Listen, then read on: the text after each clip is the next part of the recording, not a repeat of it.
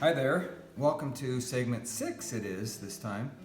Since we filmed segment 5, these boxes of ours have been wrapped up in a couple layers of thin plastic, the kind like I've mentioned before. I think that you get in dry cleaning bags. If dry cleaners are available to you and you bring your dry cleaning home, that's what you get, and this stuff is ideal for wrapping up projects like this. I may have also mentioned that I use these lunchroom trays that I got many years ago at a restaurant equipment auction. They've served me well over the years. I still have a pretty good sized stack of those. And I apologize if I'm repeating myself or if you already knew about that, but some of you turning in for the first time may wonder how we're going about this, and these are the fundamental things that I use. So back to the matter. While I was away, these were wrapped tightly. They didn't change much. They stayed very moist. So today I opened them up and I started scraping them. And that's what I'm going to demonstrate this time, is how I get the boxes to their next step, to get the surfaces nicer, cleaner, ready to cut and make into boxes.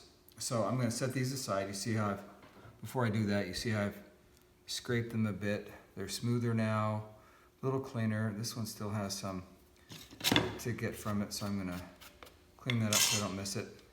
But you get the idea. So I can go ahead and set these aside. And here are two boxes that are as they were last time, and they need to be cleaned up. Now I'm going to invest more time in other ways to clean up the surface of these boxes, but today I'm going to show you a simple way that may suit you. Depending on the project you have in mind or what you have in mind for these boxes, this approach may suffice. I'm going to, as I said, get into a little bit more refinement of the surface, but I want to show you this today. We're bringing back the half rib and two of the sticks that I've been using throughout to make sure that the sides are nice and square and the ends are nice and square. So I'll get to those throughout. While I was doing the scraping earlier, I generated a bunch of this. This is what accumulates on the blade. You'll see me doing that now. So one of the cautions before I get into this isn't a knife blade, but it's almost as sharp as one, and you have to be careful when you're wiping clay off this, and you may have already discovered this in your own work, but this is sharp as can be, and be very, very careful. It's my responsibility to make sure you know that any of these tools not used correctly can be very dangerous. So be careful with this thing. All right, let's get this stuff out of the way and show you this real quickly. So here's a box that looks pretty good. Doesn't have a lot of imperfections after we assembled it, but it has a few things that need to be removed, and the half rib does a good job of that. So I work at a variety of ways, and I hope you can see with the light that I have, but I start working the rib, and I've done hundreds of these, so because of that, I've developed a practiced hand, and I know right where to remove the clay. There's some of what I was talking about. So you start working your way around with this, and you can draw up or you can draw down like this.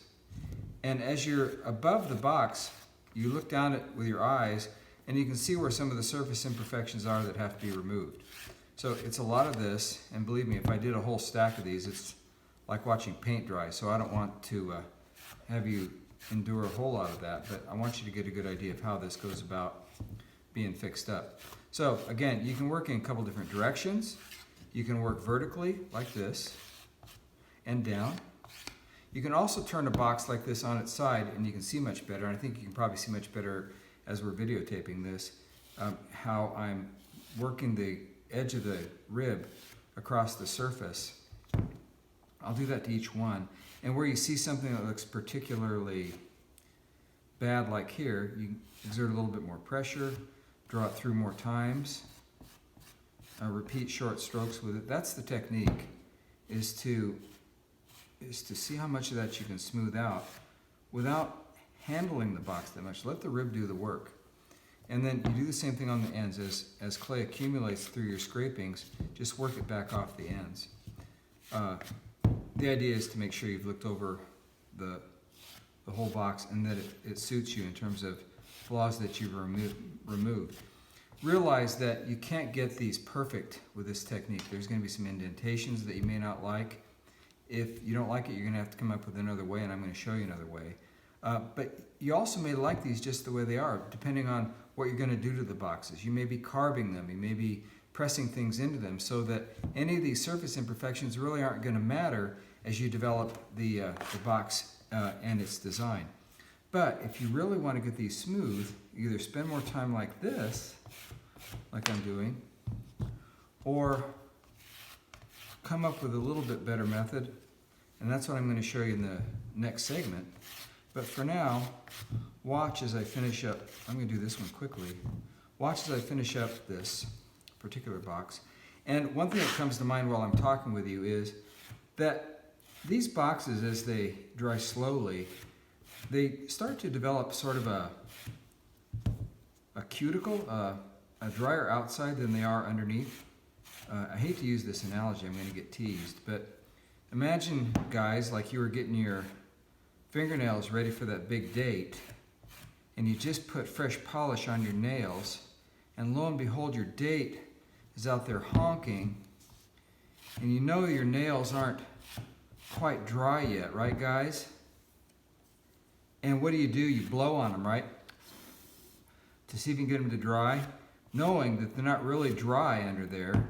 They're just barely dry.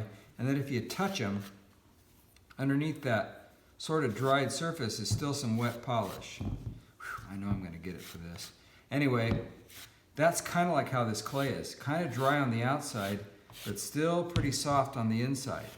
Well, anyway, I'm running out of time. I don't want this to run along with my silly stories. But when you get done with it, you're satisfied with how it looks, give it a couple more squeezes. Make sure it looks nice to you and set it with the other stack. And for now, I'm going to wrap these back up. So come back. We're going to have lessons segment 7. And we're going to cut these open. We're going to do a little bit more cleaning. Then we're going to cut them open and make some boxes. Thanks a lot. See you soon.